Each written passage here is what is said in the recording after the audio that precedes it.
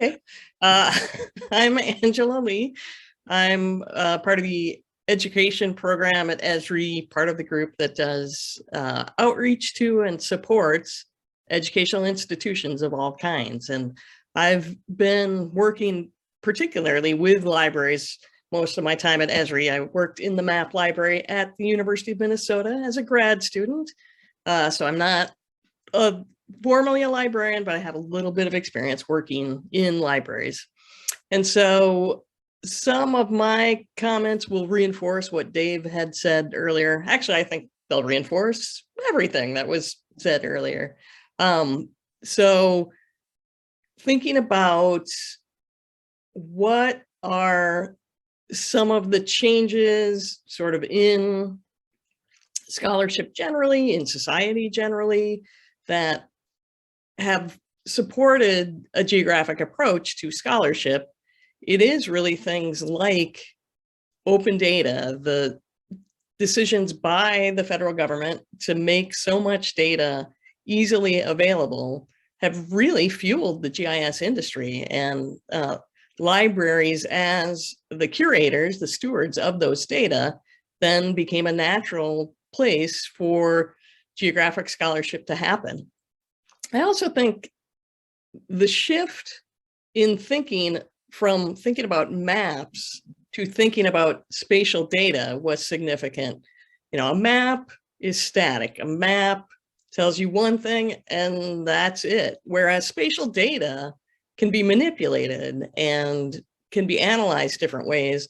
And so I think people see different possibilities for studying and problem solving and doing things with data.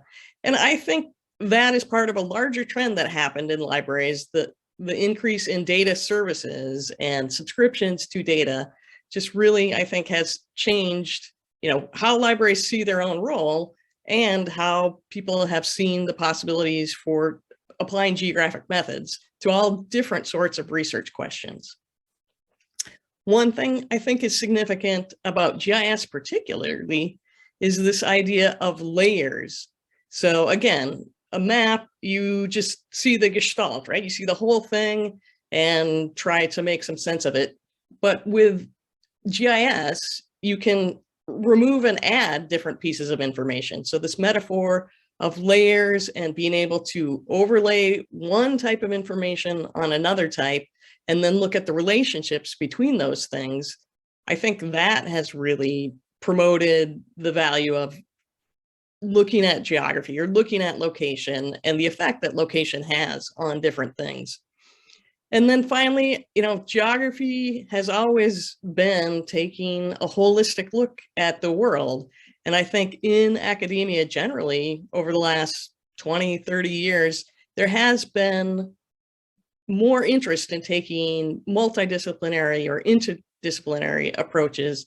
And so I think all of these things have led to more support for taking geographic approaches to things. I think why libraries have become so important in providing GIS services at universities is in part because libraries are in a central position within a university. They typically have a mandate to serve all departments, unlike, you know, a department who might be teaching their classes for their own majors. You know, libraries are agnostic. Hey, anybody can come in and we'll help you. So number one, they serve everybody. And number two, they're connected to everybody. As Patricia had mentioned, you know, she is within an IT department, so they have good IT support. They have access to new technologies and are encouraged to be innovative and be early adopters of new information technologies. I think another key idea is that libraries are involved in cultivating information literacy, again, of all kinds of data, of text, and also of maps. And so that idea that, you know, I will go learn a new skill at a library, well, why shouldn't that skill be working with maps and GIS? A really huge reason, I think, though, is the mindset of librarians. So they have a customer service mindset. They are there to help people. They're not necessarily focused on their research, or not necessarily worried about how many people are registering for a class. They're just there to help with the immediate need of somebody, needs help on a research project or needs help learning a new method so that they can do their course. I think that's hugely valuable. And then back to this idea I mentioned before, libraries being in a central place within the institution, have very extensive networks. And so they acquire very broad subject matter expertise, but they also have connections to subject matter specialists in lots of other disciplines. And so that makes them great collaborators in research and teaching. To echo some of what Dave had said about the impact of ESRI's program for universities, and so we've since changed it from the site license program to the institution license program, so a little change in terminology there, reflecting the fact that education itself has shifted from being, very focused on in-person learning at a particular campus to being focused on, hey, you could be learning anywhere. So you're not just on the site, you're affiliated with the institution. So I think the biggest factor that has led to the spread of GIS throughout institutions is that the model of an institution-wide license supported a shift from a scarcity mindset to an abundance mindset. So as soon as you tell somebody they have all the licenses they need for every product they could imagine, that changes your mindset from, well, I have to justify why I need access to this product, to, hey, this is here. I'm just going to use it. I'm going to see what it does.